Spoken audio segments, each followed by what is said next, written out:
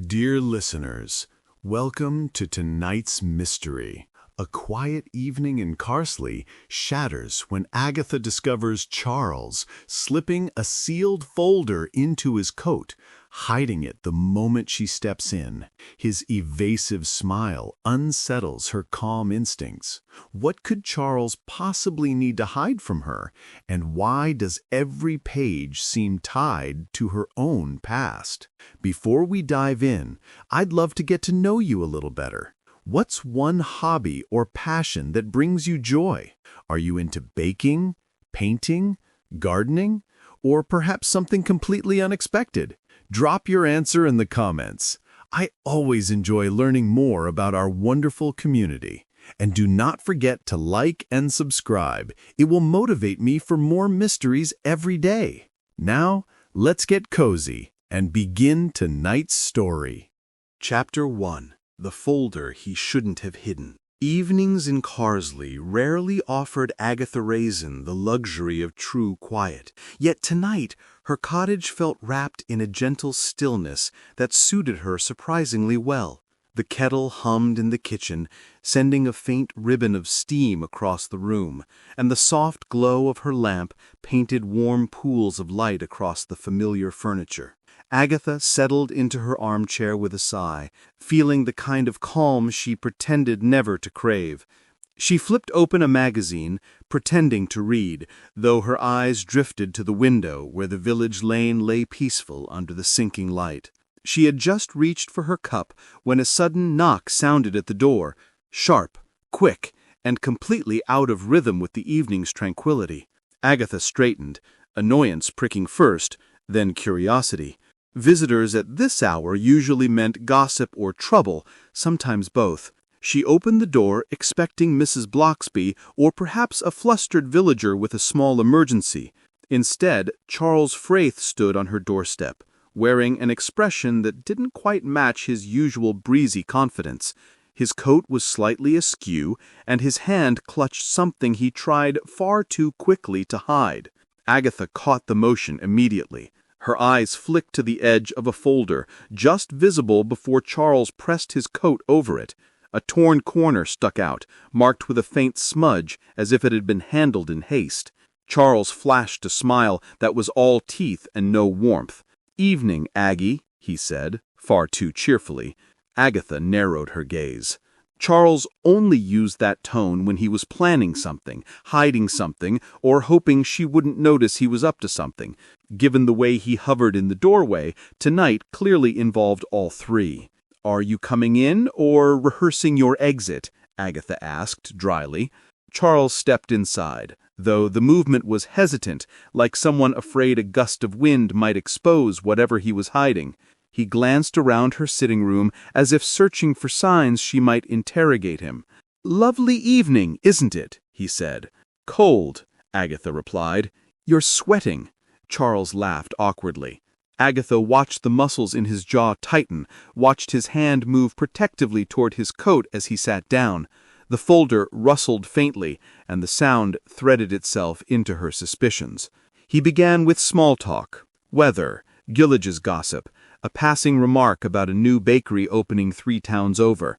His words scattered like breadcrumbs, distracting yet meaningless. Agatha listened, offering polite nods, but her focus lingered on the nervous flutter in his fingers. Every few sentences he stole a glance toward the door, as though expecting someone to burst in and demand the folder back. When she leaned forward casually, his posture stiffened. "Charles," she said softly, "is there something you want to tell me?" His smile wobbled. "Tell you? No, nothing at all. Just visiting a friend." "With a file shoved in your coat like contraband?" He froze for half a heartbeat before recovering with a laugh that sounded painfully rehearsed. "A misunderstanding. Definitely nothing you need to worry about." But Agatha heard the faint whisper he let slip under his breath. "Not yet." The phrase clung to her thoughts long after he tried to bury it beneath another awkward smile. Agatha sat back slowly, watching the jittery rhythm of his movements as he stood and straightened his coat. He announced he should be leaving, offering an excuse so flimsy it barely held together. She walked him to the door, noting the way he guarded the hidden folder like a fragile secret. When he stepped into the cool night air, Agatha felt her peaceful evening tilt, replaced with a quiet, insistent curiosity that grew. The morning unfolded with a soft, pale light drifting through Agatha's curtains, the sort of gentle brightness that usually promised a calm start. She rose with a yawn, stretching out the stiffness from last night's interrupted peace. Though she tried to settle into her usual routine, her mind kept circling back to Charles, his restless gestures, the hidden folder, the muttered "not yet." It clung to her thoughts like a whisper she couldn't quite shake. By the time she grabbed her coat and stepped outside, the cool air felt sharper than usual, nudging her instincts awake. Carsley's village lane was already stirring. Mrs. Mason swept her front step with her habitual vigor, while a pair of schoolchildren hurried past with half-tied laces. Agatha walked steadily toward the village shop, letting the gentle bustle ground her. The familiar sound of the shop bell chimed overhead as she stepped inside. The warm, slightly dusty scent of newspapers and baked goods wrapped around her, offering the comfort she hoped for, until she caught the tone of the chatter near the counter. "Oh, good morning, Agatha," Mrs. Bloxby said warmly, turning from a display of tea tins. Her smile was soft as always, but her eyes carried the sparkle of someone holding a small piece of interesting news. Agatha tilted her head, immediately alert. "Morning," she replied. "Anything exciting happening in the village?" She tried to sound casual, but Mrs. Bloxby's knowing look suggested she had failed. "Well," the vicar's wife began gently, "I did happen to see Charles last night. Quite late, actually. He was walking along the green, looking rather preoccupied." She chose the word delicately, as though afraid to imply anything stronger. "He didn't see me, of course, but he was moving as if he didn't want anyone to notice him." Agatha's brows lifted. "Sneaking about, you mean?" Mrs. Bloxby flushed faintly. "I wouldn't put it like that, but he did seem purposeful. Purposeful. The same word Agatha might use for a man hiding a folder inside his coat while pretending everything was fine." Before Agatha could press further, Bill Wong stepped out from behind a tall rack of canned soups, carrying a bag of mints. "Oh, Agatha," he said brightly, "did you hear? Charles has been out at odd hours lately. I've seen him near the old post road twice this week." He paused, rubbing the back of his neck. "Not that it's anything suspicious, of course. Probably one of his eccentric hobbies." "Or a new lady friend," Mrs. Mason chimed in from the bread counter, having evidently overheard more than a little. "Men act strangely when romance is involved." Agatha snorted. "Charles? Romance? He barely behaves normally when having breakfast." But the comments stitched themselves together, forming a pattern she couldn't ignore. Charles had been restless, distracted, seen sneaking around, seen late at night, seen on the post road, and then appearing at her cottage with a hidden folder and a nervous smile. She picked up a packet of shortbread absent-mindedly, her thoughts threading deeper. The villagers continued chatting around her, but their words became background noise. She thanked Mrs. Bloxby politely, paid for her things, and stepped back out into the crisp morning air. As she walked home along the lane, she noticed movement near the church car park. Charles stood beside his car, speaking to a tall man she didn't recognize. The stranger's collar coat was turned up, his posture tense. Charles was gesturing urgently with one hand, while keeping the other tucked against his coat, exactly where the mysterious folder had been hidden. Agatha slowed her steps, pretending to study a nearby notice board. The stranger glanced around, sharp and uneasy, then stepped closer to Charles. Agatha only caught fragments of the exchange, soft and hurried, but she did catch one thing: the way Charles kept shaking his head, as if refusing something. When the stranger finally walked away, Charles looked around nervously and froze when he noticed Agatha in the distance. He lifted a hand in a stiff, unnatural wave. Agatha waved back, her curiosity now pulsing like a quiet drumbeat beneath her calm exterior. Whatever Charles was tangled in, it wasn't nothing, and it certainly wasn't over. Chapter 2. odd footsteps behind closed doors. Agatha had learned, over years of meddling and mystery-solving, that true instincts rarely whispered without reason. This morning, as she stood outside her cottage holding a half-finished cup of tea, the quiet tug in her chest was unmistakable. Charles was hiding something, and given his clumsy attempt at secrecy last night, she doubted he was managing it well. Agatha set down her cup, tightened her scarf, and stepped into the lane with a purposeful calm that masked her quickening curiosity. Carsley was still waking up. A dog barked somewhere behind the cottages, and the smell of freshly lit fireplaces drifted through the cool air. Agatha walked at a steady pace, not too fast, not too conspicuous, her gaze sweeping casually across the village green. She told herself she wasn't following Charles, not officially. She was simply keeping an eye on things, just in case. But when she saw him striding down the lane, coat collar raised and shoulders drawn tight, the decision became easy. He didn't notice her, too wrapped up in whatever secret weighed on him. He headed toward the center of the village, past the bakery and the old stone well. Agatha slowed her steps, letting distance cushion her presence. She kept to the opposite side of the road, pretending to admire the rose bushes in front of Mrs. Day's house, though her eyes never left Charles. He paused near the post office, glancing both ways. The motion was too sharp, too deliberate. Agatha felt a ripple of satisfaction. She knew that look. It was the look of someone expecting trouble or trying to avoid it. From behind the post office's red brick wall stepped a courier, not one she recognized. He was young, with a nervous tilt to his mouth and a uniform cap pulled too low. He clutched a thin envelope in both hands, as if scared it might bite him. Charles approached him with a tension Agatha could feel from across the street. Their voices were low, lost to the morning breeze, but the courier's hesitant expression spoke loudly enough. He held out the envelope. Charles reached for it carefully, almost reverently, then slid another envelope from inside his coat and exchanged it with similar caution. The courier nodded once, shot a wary glance around, and hurried away as if eager to be done with the whole affair. Agatha's eyebrows rose. That was no casual delivery. Her gaze sharpened on the envelope Charles now tucked into his coat. She could just make out the corner peeking from the fabric, marked with a small circular logo, something resembling a crest, though she couldn't see it clearly enough to decipher it. Agatha committed the shape to memory, feeling her pulse hum with interest.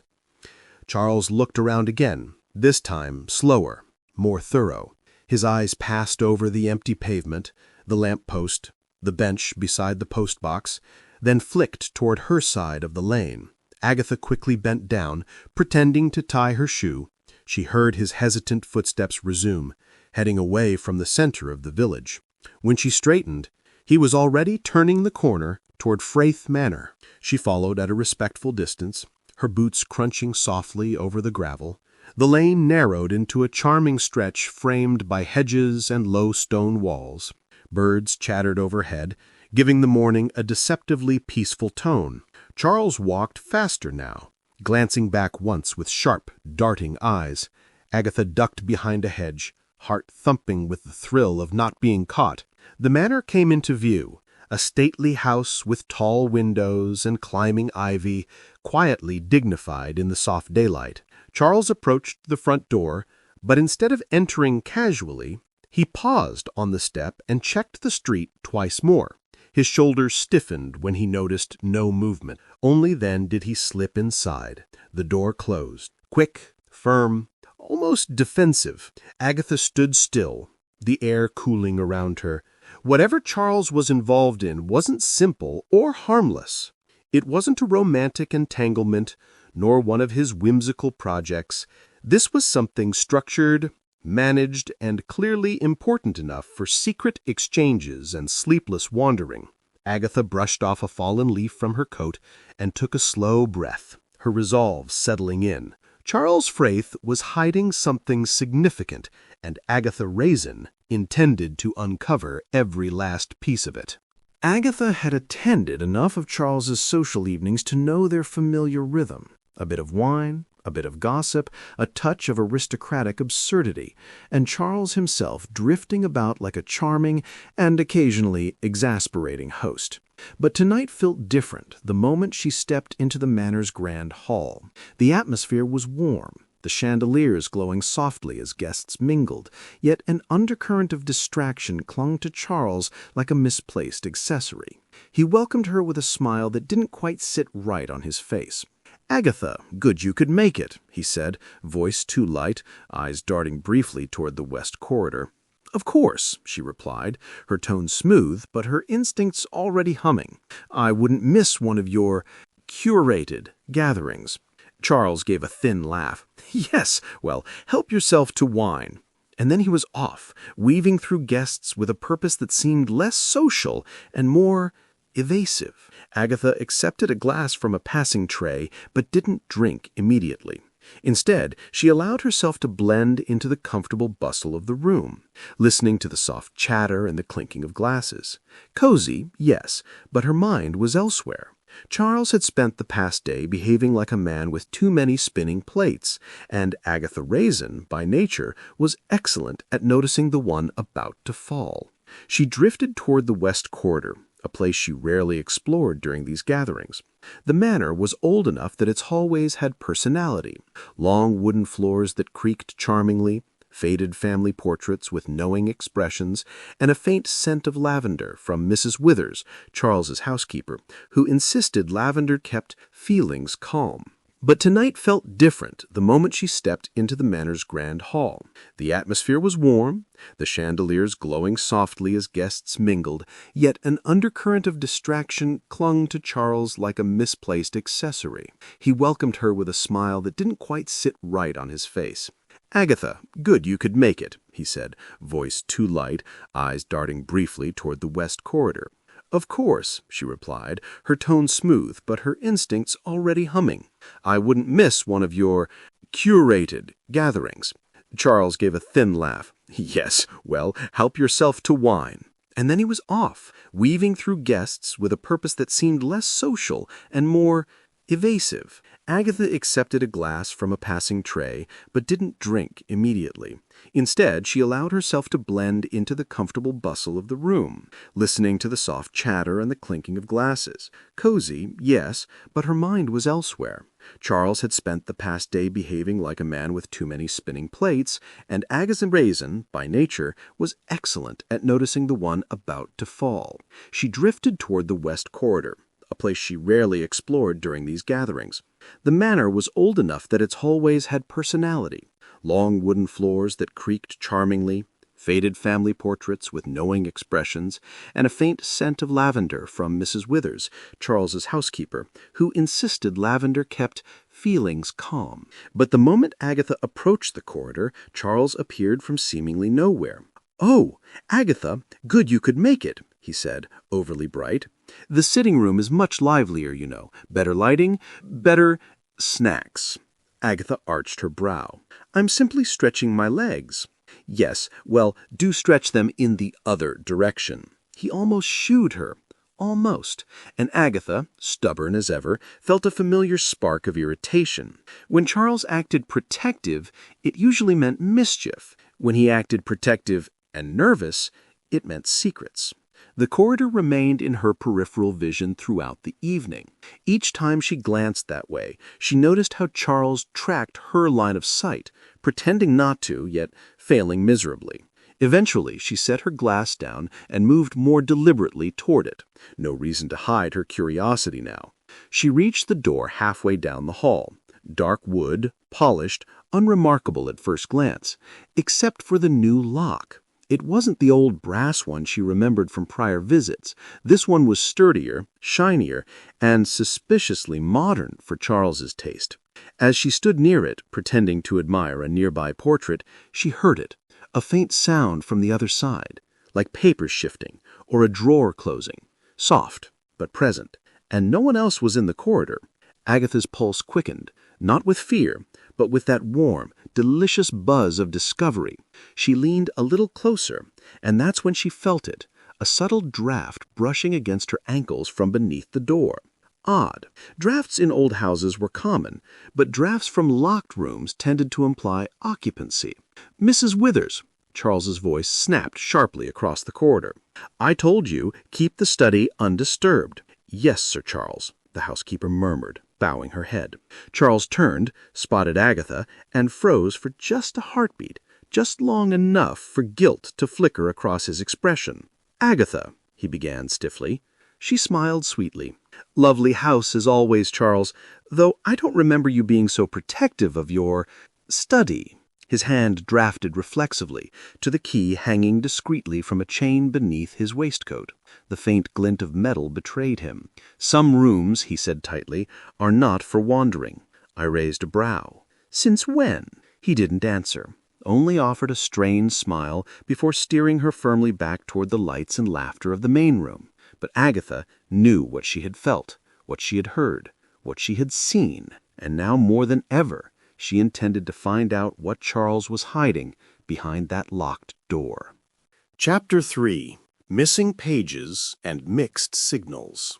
The morning air in Carsley carried a crisp edge, the kind that hinted at rain later, but felt pleasant for now. Agatha stepped outside to collect her post, expecting the usual assortment of catalogs, bills, and the occasional flyer for some tedious village committee event she would inevitably be guilt-tripped into attending. Instead, she froze mid-reach. The top envelope in the stack was addressed not to her, but to Sir Charles Frayth. Her eyebrows shot up. The envelope was thin, slightly bent at the corners, with faint smudges of handling, as if it had passed through too many hands in too much haste. The postman must have slipped it into her box by accident. Agatha glanced down the lane towards Charles's manor, as if he might materialize right there and relieve her of the temptation building rapidly in her chest. "Just drop it off later," she murmured aloud, trying to sound like the responsible adult she occasionally was. But the envelope felt wrong, weighty in a way its size didn't justify. A whisper of curiosity slid along her thoughts, sly and insistent. And after the last 2 days, his secrecy, his tension, the locked room, she was in no mood to dismiss clues when they presented themselves at her front door. Inside the cottage, she set the rest of her post aside and studied the envelope. No return address, just a date stamped on the back. A date she recognized instantly. 3 months ago, the week of an odd, unresolved incident involving a break-in at a local antiques shop. She had helped Bill Wong with that one, though the culprit had never been found. Her heart ticked faster. "Oh, Charles, what are you tangled up in?" She opened the envelope with more care than she usually gave such things, easing the flap up so she wouldn't tear anything inside.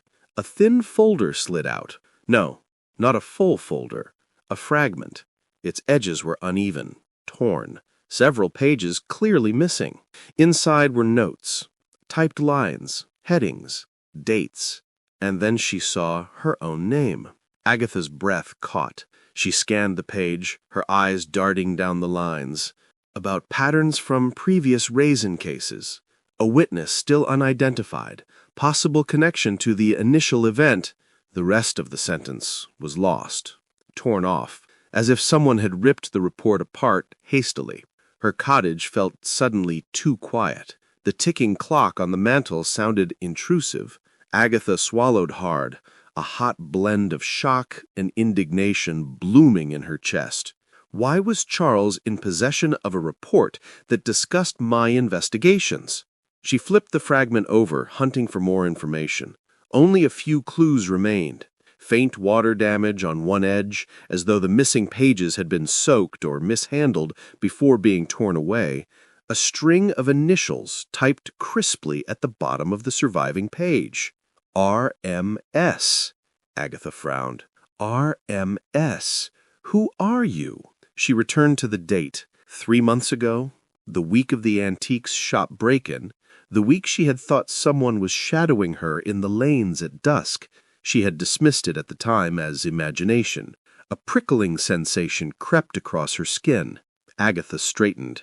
her indignation sharpening into something more productive, resolve. She knew Charles well enough to understand he would never conduct research on her cases unless something or someone had prompted him. The locked study, the courier, the tense glances, the hidden folder he tried to tuck away at her cottage.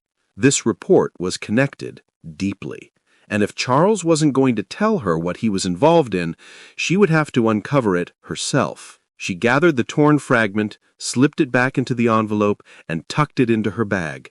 A storm of unanswered questions brewed in her thoughts, mingling with a personal sting she refused to let fully manifest. "Fine," she said aloud to the empty cottage, straightening her shoulders. "If Charles wants to keep secrets, I'll simply be better at discovering them." With that, Agatha grabbed her coat and stepped outside, the crisp morning air suddenly feeling like the opening of a chase. Agatha waited until late afternoon before making her way to Charles's manor. She wanted him relaxed, off guard, and preferably not skulking about in whatever locked rooms he was cultivating like secret gardens. The sun was dipping low, turning the village lanes golden, and she forced herself to stroll at an unhurried pace as though this were a social visit and not a reconnaissance mission. Charles answered the door surprisingly quickly, as if he'd been standing behind it. His smile appeared instantly, but Agatha saw the strain in it, a faint tightness around the eyes. "Agatha," he said warmly, "what a pleasant surprise. Do come in." She stepped inside, noting how he positioned himself between her and the hallway, almost casually blocking her usual wandering path. That, of course, made her more determined. "I was passing by and thought I'd check on you," she said lightly. "You've been awfully busy lately." "Busy?" He laughed, too brightly. "Oh, nothing unusual, just the usual errands and responsibilities. You know how it is." She tilted her head. "Do I?" Charles's smile flickered, only for a second, but Agatha caught the slip. She followed him into the sitting room, watching the way his shoulders held a fraction more tension than normal. He poured her tea, hands steady, but jaw tight. "You seem tired," she said conversationally. "Not at all. Merely preoccupied." "With what?" He hesitated too long. "Business matters." She let the silence stretch before she spoke again. "Funny. I've been preoccupied too, thinking about papers." The cup paused halfway to his lips. "Papers?" he repeated, voice thin. "Yes," she said, letting the single word sit between them like bait. Charles set the cup down with care that bordered on fear. "Agatha," he began, adopting a gentle tone, "whatever you've stumbled across, I assure you it's not something you need to involve yourself in." "Oh," she folded her arms, "and why is that?" "Because," he said, meeting her gaze with a sudden seriousness that made her pulse quicken, "you should simply trust me." Trust. Such a simple word, yet Charles made it sound like a warning. Agatha softened her expression, though irritation simmered under the surface. "Trust is easier when one isn't dodged at every turn," she said quietly. Charles's jaw tightened.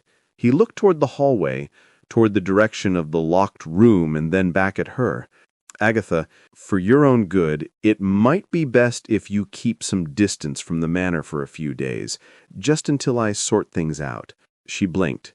"Distance? From you?" "Temporarily," he insisted. A cold thread of worry tugged at her chest, but she masked it. "Charles, what have you gotten into?" He rose abruptly. "Nothing that concerns you," which, in Agatha's experience, meant everything concerned her. She left soon after, not wanting to push him into shutting down entirely, but the unease clung to her. As she stepped through the manor's back gate into the twilight-lit garden path, a soft crackle reached her ears. She froze. Smoke drifted lazily upward from the garden incinerator. Charles stood beside it, feeding something into the flames. His movements were quick, furtive, completely unlike his usual graceful calm. Agatha ducked behind a hedge, peering through leaves. A single scrap lifted on a curl of heat, drifting upward before her eyes. It caught the light, a charred edge, a fragment of typed text. She couldn't read the words, but she recognized the texture, the faint watermark, the same paper from the torn report. Her breath tightened. Charles looked around sharply, scanning the garden as though expecting someone to be watching. Agatha pressed herself deeper into the hedge. When Charles turned back to the flames, his shoulders slumped, and he muttered something too soft for her to catch. But she heard enough. A weary, whispered, "I have to finish this." And in that moment, Agatha realized two things simultaneously. Charles was lying to her, completely, and that whatever he was hiding, he believed it was dangerous enough to burn evidence. Chapter 4. A Stranger in the Village. Carsley rarely attracted newcomers, and when it did, they usually arrived in rumpled jackets, clutching guide maps or asking for directions to the nearest tea room. So the sight of a poised woman in a tailored blue coat standing near the village green that morning immediately caught Agatha's attention. She was elegant, in a clean, deliberate way, chin lifted, shoulders relaxed but alert, the sort of posture that belonged to someone accustomed to reading a room within seconds.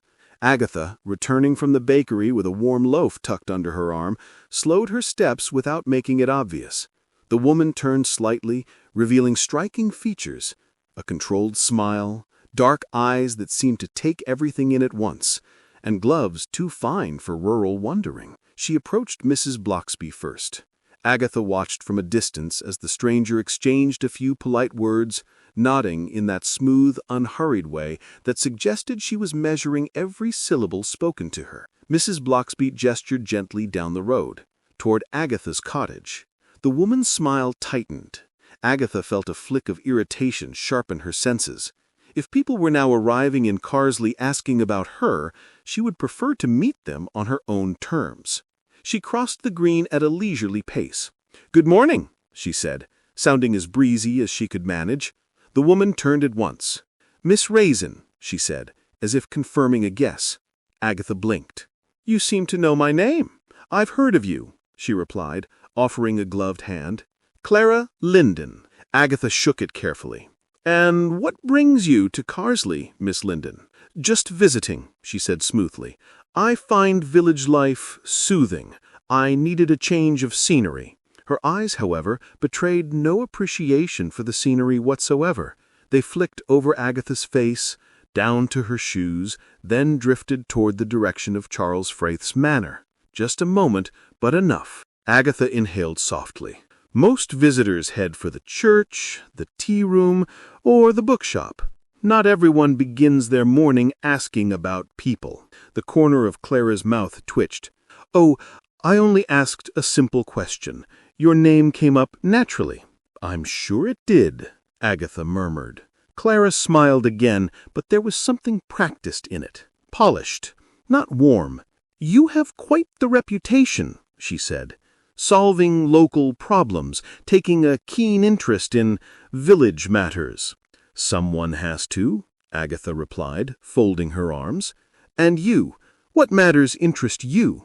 She brushed a strand of hair behind her ear. "I'm curious about the community, the people who live here, their connections." Connections. Another flick of her gaze toward Charles's manor. Agatha's heartbeat tightened, curiosity rising like a tide. "Well, if you're interested in people, perhaps you should walk around a bit. Carsley's small. You'll learn everyone's habits before sunset." "I expect I will," she said lightly. As she turned to leave, Agatha noticed a small slip of paper fall from Clara's pocket.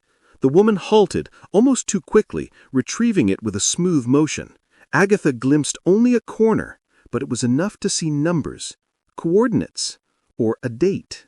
Clara tucked the paper away before Agatha could make sense of it. "You dropped something," Agatha said, pointedly. "Just a reminder," she answered, dismissive but alert. "Nothing important." She walked off, steps measured, coat swaying in crisp lines. Agatha watched her cross the lane, pause at the edge of Charles's property, and stare for several seconds at the manor. Her hand slipped into her coat again, and she drew out the note. examining it briefly before slipping it back with a motion too discreet for casual behavior. Agatha narrowed her eyes. The village's calm surface suddenly felt thin, stretched tight over something brewing beneath. She clutched her loaf a little closer. Clara Linden was not simply a visitor. She was here for a purpose, and judging by the way she'd said Agatha's name, as though testing its weight, it wasn't a friendly one. Whatever Charles was hiding, it seemed other people wanted it too.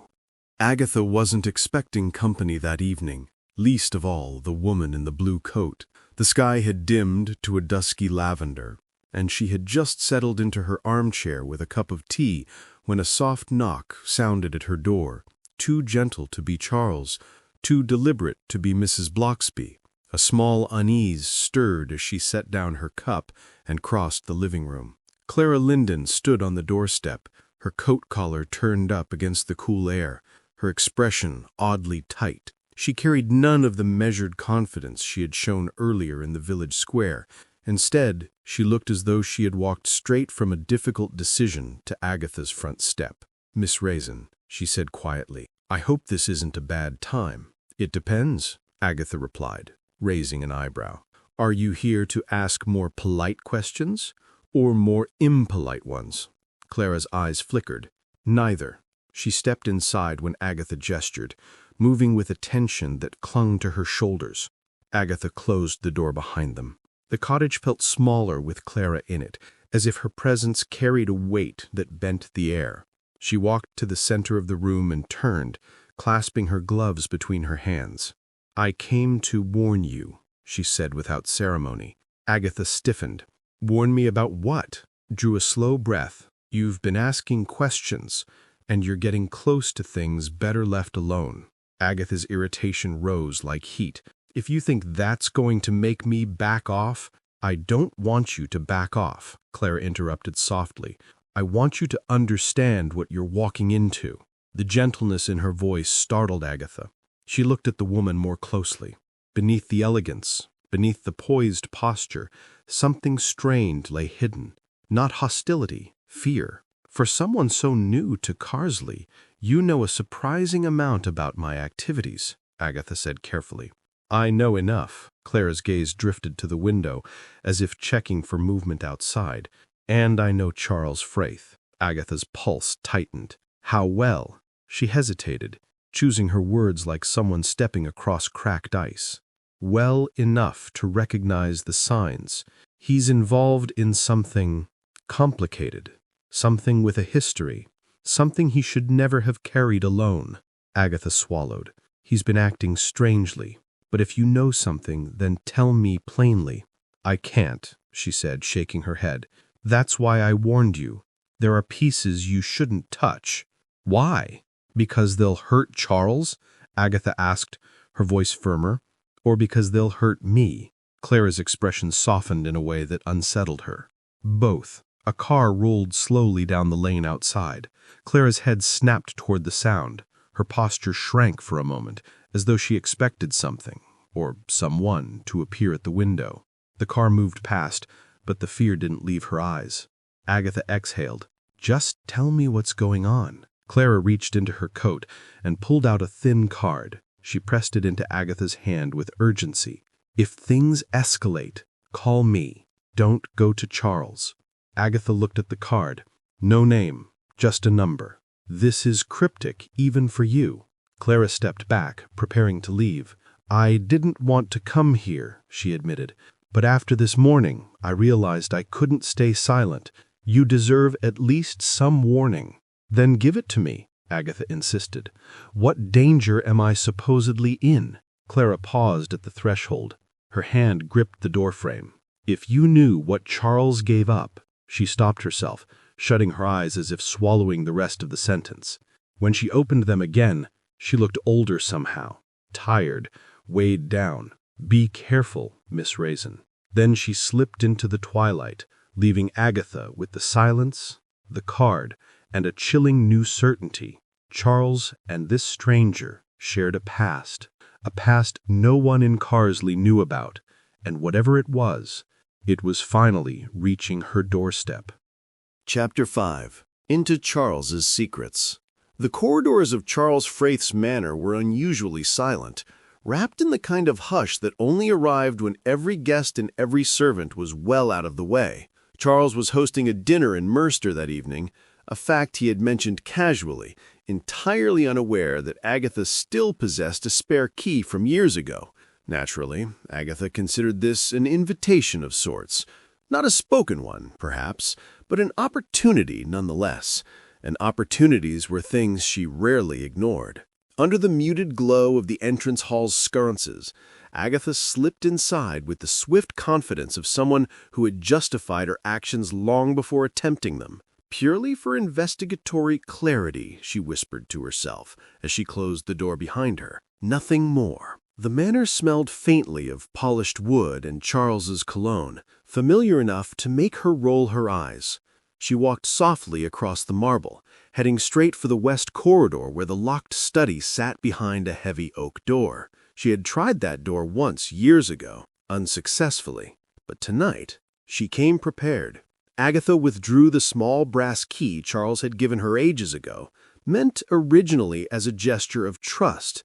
Charles, being Charles, had likely forgotten it even existed. She inserted it into the lock. For a breathless second, she wondered if he had changed it. Then, click. The tumblers turned with unsettling ease. Inside, the study greeted her with a dim stillness. Shadows stretched across tall shelves packed with books, files, and framed documents. A large desk dominated the room, its surface immaculate, almost unnervingly so. Agatha stepped in, closing the door gently. Her heartbeat quickened, not with fear, but anticipation. The first thing she noticed was the organization. Rows of folders sat in neat stacks, each precisely labeled with dates. The next thing she noticed, far more concerning, was that many of those dates corresponded to her past investigations. Her brows drew together as she reached for one. Carsley Break-In. Interviews, the label read. Agatha frowned. She had never shared her interviews with Charles. She opened the folder. Newspaper clippings, witness notes, and even copies of statements she had taken herself. She had no idea how he had obtained some of this. A prickle of unease slid down her spine. She put the file back and moved to a set of drawers. Most were closed tightly, but one, just one, was left slightly open, as if Charles had meant to return to it and forgotten. Agatha hesitated only a moment before pulling it fully open. Inside lay a collection of photographs, all taken from various crime scenes she'd been involved in. Some were distant shots, capturing areas she had deduced clues from. Others were of her, standing near police tape, speaking with suspects, examining footprints, moments she hadn't known anyone was watching. "Good grief, Charles," she muttered under her breath, though her voice trembled strangely. This wasn't simple curiosity. This was, what? Monitoring? Protection? Obsession? She didn't know, and not knowing unsettled her most of all. Her fingers brushed against a thick envelope marked in bold black ink. Confidential, for Charles's eyes only. Agatha froze. The envelope sat alone in the drawer, as though it demanded attention, as though it contained something he had been keeping, not simply out of privacy, but out of necessity. She lifted it gently, feeling the weight of papers inside. She debated opening it. For a moment she even held the seal beneath the lamp, inspecting it for any sign of tampering. Her pulse thudded in her ears. What could Charles possibly need to keep that secret? And why, of all people, did it seem to involve her? Agatha tucked the envelope under her arm and continued scanning the study, her curiosity now simmering into something sharper, deeper. The night she had come intending to clarify a few suspicions had turned into something far more troubling. Charles had been following her cases, and now she intended to find out why. Agatha's fingers lingered on the polished surface of Charles's antique desk, the lingering warmth of his presence still faint in the room, though he was miles away at some distant dinner. She had already rifled through the neatly stacked files, her mind reeling from the careful, almost obsessive attention Charles had given to her past cases. But something about the desk itself called to her, a subtle irregularity along the lower drawer, a faint seam that seemed out of place, the kind of thing only a meticulous person would hide in plain sight. Curiosity surged. She pressed along the edge, tracing her fingernail across the grain. A soft click responded. A concealed drawer slid out, revealing a thin stack of papers, yellowed at the edges. Agatha's pulse quickened. Her instinct screamed that these pages were important, though she couldn't yet understand why. She picked up the top sheet. Her eyes widened immediately. Typed words stared back at her, connecting dots she hadn't expected. Female witness closely resembles Miss Raisin. Surveillance suggested, avoid direct involvement. Threat directed at Mr. Fraith due to her association. Her stomach dropped. She scanned the rest of the folder. Grainy photographs were tucked carefully between the sheets, one clearly showing a shadowed figure standing near a cottage, remarkably similar to her own, the outline of her coat unmistakable. Another photo captured a man watching through a foggy window, his features blurred but the posture unmistakably deliberate, predatory. Agatha's mind raced. Was this surveillance? A warning?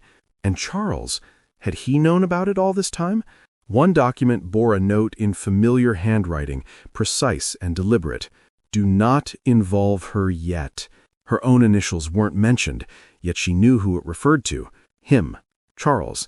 He had been keeping her from danger all along, hiding the truth in plain sight, rather than deceiving her for personal reasons.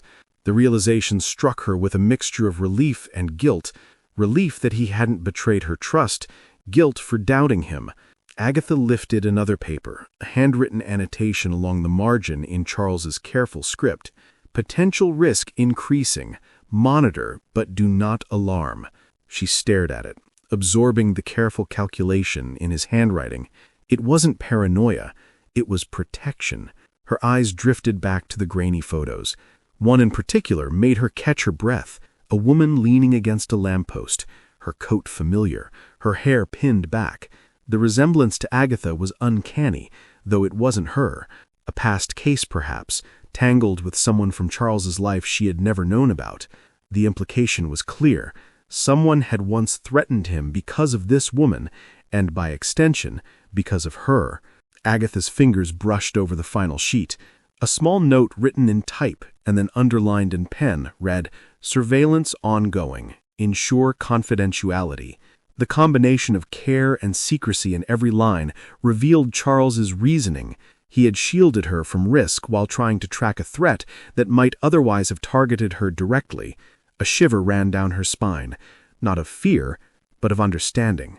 The folder that had initially angered her now seemed a symbol of caution and concern, a silent, unseen guard. She pressed the pages together carefully, tucking them back into the hidden drawer, her mind whirling with conflicting emotions, gratitude, confusion, and a rising curiosity about the danger that had once lurked so close to both of them. For the first time since discovering the torn report, Agatha felt the subtle weight of the situation settle fully in her chest. Charles hadn't hidden files to deceive. He had hidden them to protect her, and that knowledge, though reassuring, came with a quiet warning. Some mysteries were darker than they appeared, and some secrets were kept not to harm, but to preserve. She closed the drawer gently, stepping back, her heart steadying as even her mind raced with questions. Whatever lay ahead, Agatha knew she had crossed a threshold tonight. The balance between trust and investigation had shifted, and she was ready to see just how deep Charles's hidden world really ran.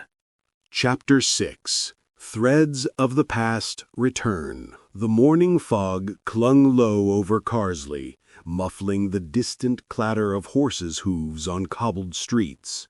Agatha wrapped her scarf tightly and made her way to Bill Wong's office, her mind buzzing with fragments from the hidden drawer. She needed context, someone to help her piece together why Charles had been monitoring her and why a decades-old case involving a woman with a striking resemblance to her was suddenly relevant again. Bill's office smelled of paper, ink, and the faint tang of polish. Stacks of files leaned precariously along the walls, their spines whispering of unsolved matters and forgotten cases. He looked up from a ledger as she entered, eyebrows raised in polite surprise. "Miss Raisin," he said, "to what do I owe the pleasure?" She placed the torn pages from Charles's folder on his desk. "I need your help understanding these. They reference a case, long ago, something connected to Charles Fraith's family." Bill leaned back, eyes scanning the typed notes. His lips pressed into a thin line as he read, then tilted his head toward a nearby shelf. "Ah, that one. The Hartley affair," he said softly. "I didn't think anyone would ever ask about it again." Agatha raised her eyebrow. "The Hartley affair?" Bill gestured to a framed family portrait propped against the shelf. "Charles's grandfather, taken decades ago. It was scandalous at the time. The woman in question, Madeline Hartley, was implicated in a dispute over property and inheritance. The matter was quietly buried. Few in Carsley remember it." Agatha leaned closer to study the photo. The resemblance between Madeline and her own dark eyes and sharp expression was uncanny. She felt a shiver, the sort that traveled down the spine without warning. "And Charles?" she asked. "Why would he reopen this now?" Bill shrugged, confusion flickering across his face. "Months ago, he quietly started reviewing old files. I noticed him pulling documents, cross-referencing dates, and adding notes in the margins. He never said why, and I thought it best not to ask. I assumed personal reasons." Agatha flipped the pages carefully. In the margin of one typed report was a note in Charles's handwriting. "Same pattern as prior incident. Monitor closely." She traced the letters with her finger. Every word implied careful attention, deliberate action. Someone, maybe Charles himself, had been following these threads quietly, mapping out connections no one else could see. "But why not tell me?" she muttered. The thought stung. She had trusted Charles to a point, but now a part of her resented the secrecy. "I've been involved in similar cases before. If he'd included me, we might have uncovered something sooner." Bill shook his head. "He's always protective, that one. Some things he prefers to keep close. Maybe he thought it wasn't safe, or that it was best handled without involving you until the risk lessened." Agatha let the information settle. Protective? Dangerous. Confusion, curiosity, and a hint of unease coiled together in her chest. She stared at the photograph again, imagining Madeline Hartley's life, her troubles, the secrets she must have carried, and the way Charles's family had moved to shield their reputation. And now, decades later, some pattern had emerged that touched Agatha personally. She traced the lines in the documents further, noting dates, names, and locations. Every subtle detail suggested a silent investigation, a quiet vigilance that had gone unnoticed by the village. She wondered how many of her own past cases had intersected unknowingly with Charles's meticulous observations, leaving a trail that now seemed urgent. Agatha leaned back in her chair, the foggy morning pressing against the office window. The room felt smaller, heavier, filled with histories and connections she was only beginning to understand. The revelation that her own life and work might mirror someone else's history, and that Charles had acted quietly to protect her, added layers of tension and curiosity she hadn't expected. "Bill," she said softly, her fingers still resting on the folder, "thank you for telling me. There's more here than I realized, more than anyone has told me." He nodded, watching her with measured concern. "Just be careful, Agatha. Some histories are better understood slowly." Agatha smiled faintly. A mixture of determination and worry tightened her lips. "Slowly," she repeated. "Yes, but I can't ignore it." The next few days brought an unusual hum to Carsley, the kind that made even the quiet streets feel electric. Agatha noticed it first at the village shop, where Mrs. Bloxby's eyes darted nervously toward the door as she wrapped a loaf of bread. "You're asking more questions than usual," Mrs. Blocksby murmured, leaning closer. "About Charles, I mean." Agatha's brows lifted. "Questions I've always asked." "Not like this," Mrs. Blocksby whispered, glancing around the shop. "People notice. Things have shifted." Even the normally imperturbable Bill Wong appeared distracted, shuffling papers with a visible edge of tension. "You're not the only one who's been poking around," he said almost offhandedly. "I've noticed eyes lingering where they shouldn't." Agatha's curiosity sharpened. Someone else was watching. Not necessarily hostile, but definitely attentive. She left the shop, walking carefully along the cobbled lane, ears straining for the faintest echo of footsteps. The village itself seemed quieter, as though the buildings were holding their breath. By dusk, the feeling intensified. A soft crunch of leaves behind her made her turn sharply. Nothing, only the dim street lamps and the whispering of the wind through the trees.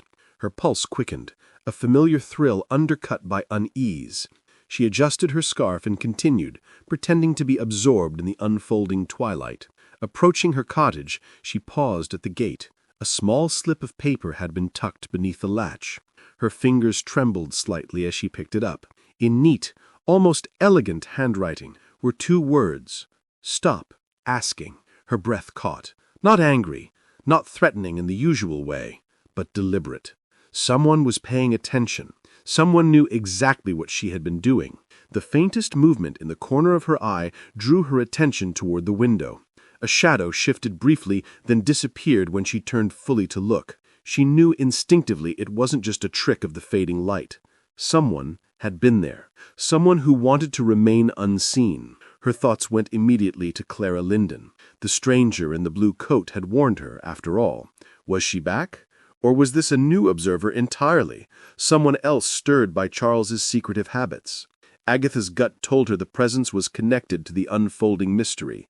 Whatever Charles had hidden, it was drawing attention, and not all of it benign. She stepped into the cottage and closed the door quietly, listening for any sound. The familiar smell of tea and old wood offered little comfort now, the cozy space feeling slightly exposed. She placed the note on the kitchen counter, her fingers lingering on it. She wanted answers, but the message was a warning, a reminder that curiosity had consequences. Agatha's mind replayed the past few days, the hidden drawer, the torn report, Clara's warnings, and now this silent observer. A pattern was emerging, not just of secrecy, but of layers of protection and surveillance that had quietly enveloped her since Charles first began monitoring the old case. Even as the evening deepened into night, Agatha remained alert. Footsteps might echo at any moment. Shadows might appear where none should be. Her instinct, always sharp, always watchful, told her she was no longer moving alone through her small, seemingly serene village. And yet, despite the tension, she felt that familiar spark of determination. Whoever was observing her, whatever dangers had been stirred, she would face them. The threads of past and present were weaving together, and she was ready to follow them wherever they led. Careful, yes, but never deterred. The village had begun to notice, and so had she. Chapter 7. The Truth Behind the Folder. Agatha stood in the dimly lit drawing room of Charles's manor, the evening sun filtering through heavy curtains. In her hands she held the carefully reconstructed folder, the missing pages pressed together with the weight of unspoken truths. Her eyes met Charles's across the room, calm on the surface, but simmering with unasked questions. "Charles," she began, her voice steady, but edged with the tension of weeks' worth of curiosity and suspicion. "We need to talk." He hesitated, a flicker of guilt passing across his features. The polished charm he usually carried seemed momentarily fractured, replaced by something rawer, more human. "I suppose we do," he admitted softly, rubbing his hands together as he looked away. Agatha placed the folder on the table between them, tapping it lightly. "I've found the hidden drawer. I've seen the pages you didn't want me to." She didn't pause for argument. There was no need. The moment was charged with the inevitability of truth. He exhaled, a long, measured sound. "You're right," he said quietly. "I've been hiding things from you." His fingers brushed the edge of the folder as though it burned him. "Not to deceive you, to protect you." Protect me?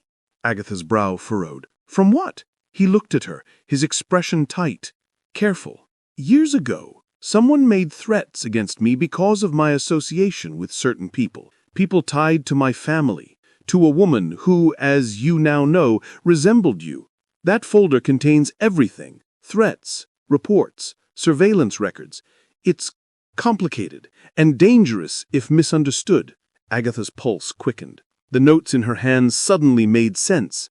The surveillance, the cryptic instructions, the pages torn out. She felt a surge of conflicting emotions. Relief that he hadn't been lying, frustration at the secrecy, and curiosity about the full extent of the danger. I kept it hidden, Charles continued, voice tight, because I feared you would rush in. I feared you would put yourself where I couldn't protect you.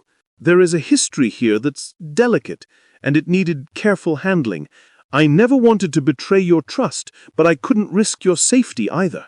Agatha's lips pressed into a thin line. She understood the instinct, even if it had caused weeks of anxiety and suspicion. So you thought lying by omission was better than telling me the truth? Charles nodded.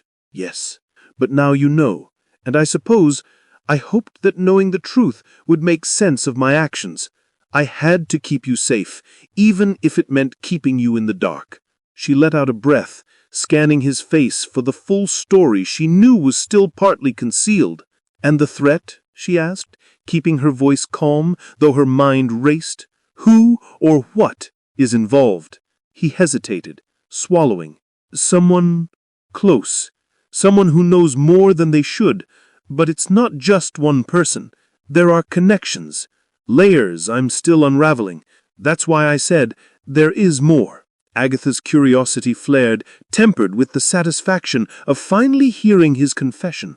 The mystery was partially solved, yet new questions emerged, threads she hadn't even considered. She realized the balance between trust and secrecy had been delicate, a dance Charles had performed meticulously to protect both their futures. She stepped closer, reaching for the folder. Then show me, she said softly. Help me understand everything. I want to help, Charles, not just watch from the sidelines. He studied her, searching her eyes for resolution, then nodded slowly. Very well, but be warned, this goes deeper than you imagine. The room fell into a quiet tension, filled only with the fading light, the weight of the folder, and the unspoken promise that the next step would unravel secrets long hidden, secrets that had waited for Agatha to notice, to insist, and to understand. For the first time, the line between mystery and revelation began to blur, and Agatha felt a steady resolve settle within her. She would follow the truth wherever it led. Charles led Agatha to his private study, the warm glow of the chandelier casting soft shadows across the polished wood. He retrieved a large, neatly organized folder from a high shelf, the edges worn from careful handling. He placed it gently on the table before her, the weight of it somehow more significant than its physical heft. Everything you've seen before, he said, is only part of the story. This will show you the bigger picture. Agatha leaned forward, fingers hovering over the folder, aware that opening it might change her understanding forever. The first few pages were familiar, the surveillance notes, the torn and redacted reports, but then new material emerged. Letters between Charles and various contacts, witness statements and photographs meticulously labeled and dated. Each piece seemed to draw threads connecting past events to the present, revealing a careful pattern she had only glimpsed before. A photograph slipped from the folder. Agatha picked it up, noting the frayed edges and a crease that suggested it had been handled often. It showed Charles with a woman in a dark blue coat, her face partially turned away. She was unmistakably the stranger who had warned Agatha weeks ago, yet the angle and context suggested something different. Not a threat, but someone working quietly, providing information, a whistleblower rather than an antagonist. See, Charles said softly, noticing her pause. She was part of the original investigation. She has been cautious, careful, but helpful. That's why I kept the files separate. I couldn't risk alarming her or you until I understood the full scope. Agatha studied the torn photograph further.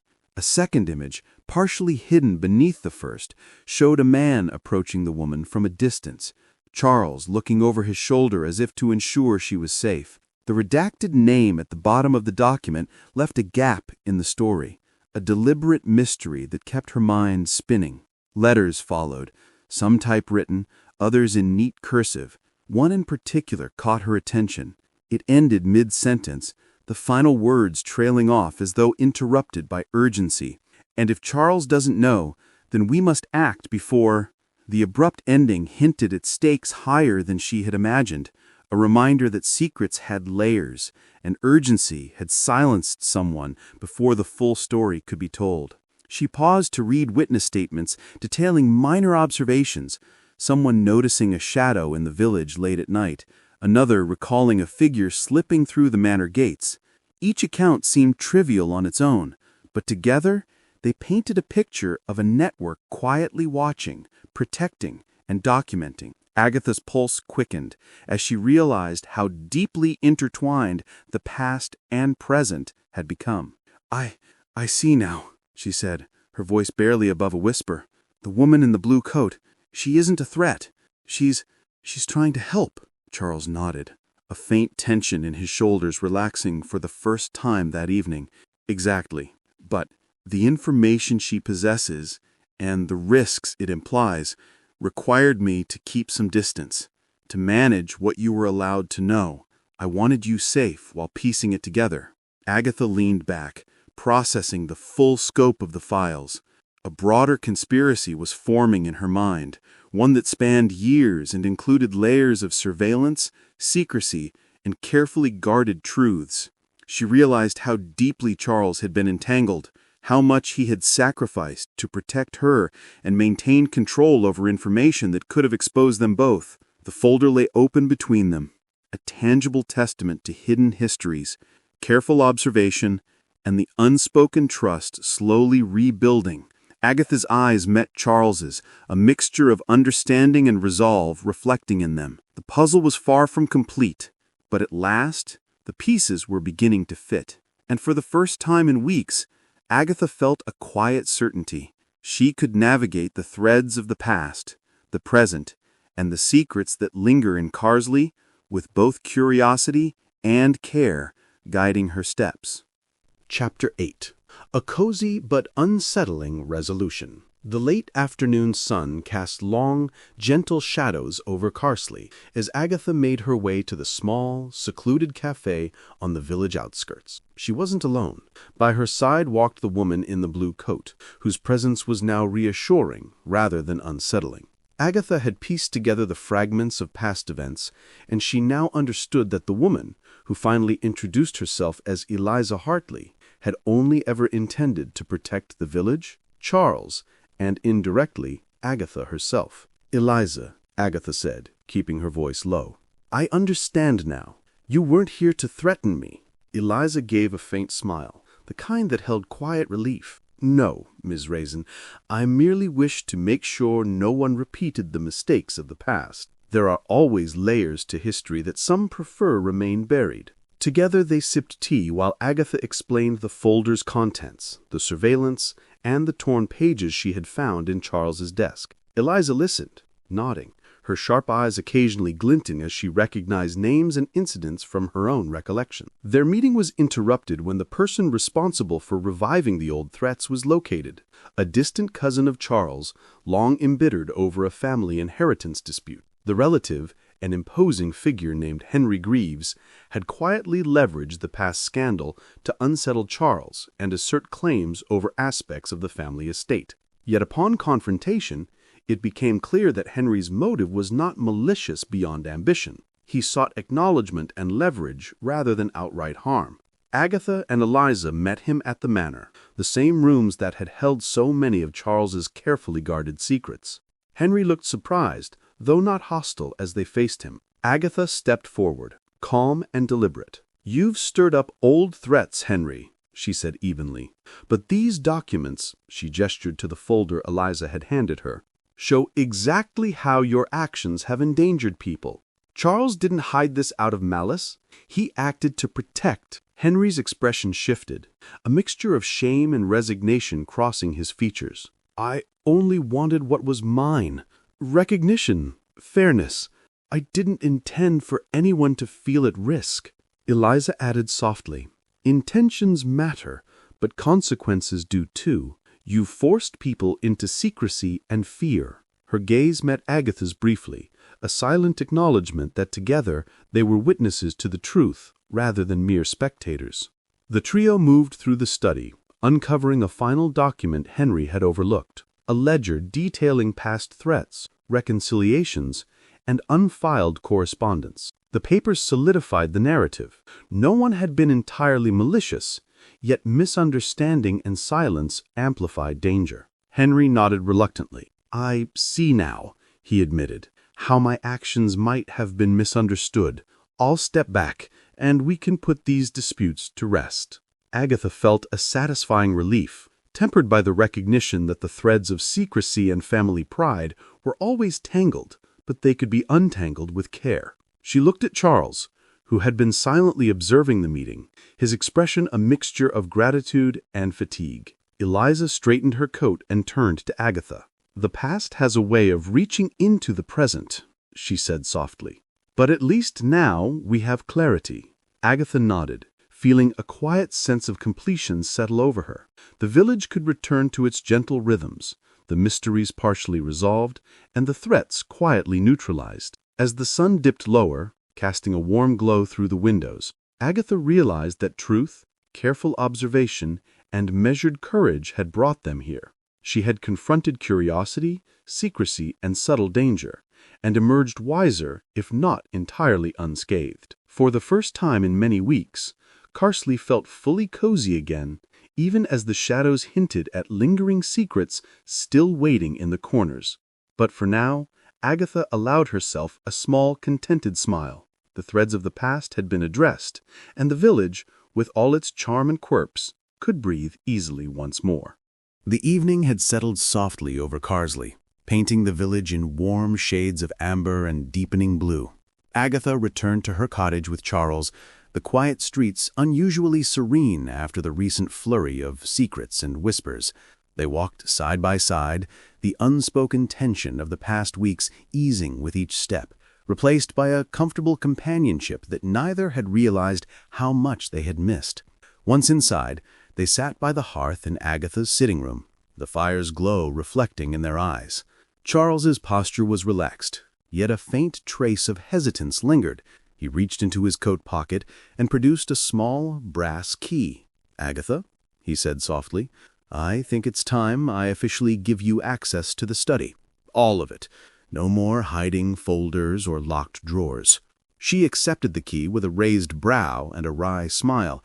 "Well, Charles, I suppose this makes me an official accomplice, or perhaps a co-conspirator." Her tone was light, but her heart lifted. The gesture carried the weight of trust, and she recognized it immediately. Charles chuckled, the sound warm and genuine. "Accomplice, conspirator, whichever term you prefer. I suppose I should apologize properly for keeping those files from you." His gaze softened. "I feared that if you saw the extent of my involvement, you might have pulled away, lost faith, or worse, put yourself in danger." Agatha leaned back, tilting her head thoughtfully. "Ah, so you hid things to protect my feelings and my curiosity," she said teasingly. "Classic Charles. Well, I can forgive you, though I may need to keep a mental note that next time secret drawers are fair game." He returned her smile, a subtle relief passing over his features. "Next time," he agreed, a hint of playfulness in his voice, "I'll try to be more forthcoming, or at least warn you before you uncover everything." Agatha's eyes wandered to Charles's desk, where a neatly sealed envelope caught her attention. She picked it up, weighing it in her hand. "And what's this, then?" she asked, half curious, half suspicious. Charles shrugged lightly. "Just a little post I haven't had the courage to open. Perhaps it can wait until tomorrow." His nonchalance, however, only fueled her natural curiosity. They both settled back, sipping tea, the events of the past weeks slowly folding into stories and reflections rather than urgent mysteries.